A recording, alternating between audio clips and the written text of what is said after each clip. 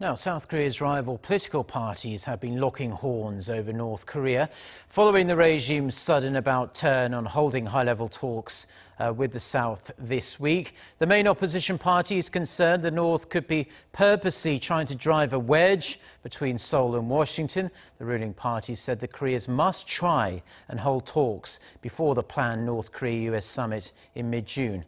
Our political correspondent Kim Min-ji with the details.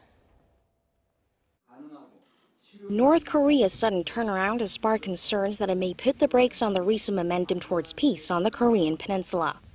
During a parliamentary briefing by the Foreign Affairs and Unification ministries on Thursday, the main opposition Liberty Korea party said that the postponement of the high-level inter-Korean talks could be the start of a bigger headache. North Korea and the U.S. are on different pages. If this is to continue, the two sides may not even hold talks.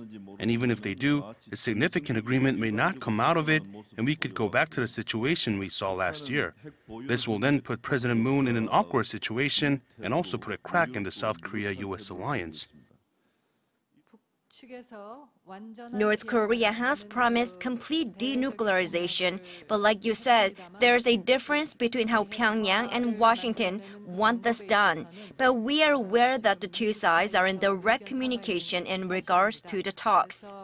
So we believe they will be able to coordinate, and through the South Korea-U.S. summit, we also plan to coordinate with the U.S.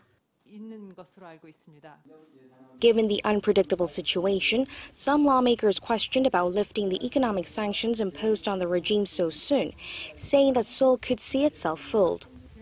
But all parties recognize the need to create the conditions for successful talks between North Korea and the U.S.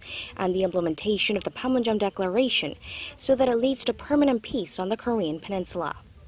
In that sense, the ruling Democratic Party of Korea also said the leaders of the two Koreas should actively communicate through the recently installed hotline.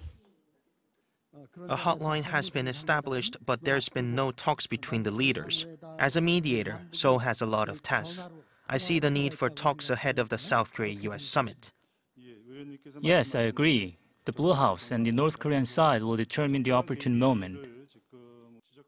Rival lawmakers also warned that denuclearization isn't a matter that just concerns the U.S. and North Korea, but impacts South Korea as well, saying Seoul needs to play a more active role in facilitating the talks so that its security interests are reflected in any possible agreement.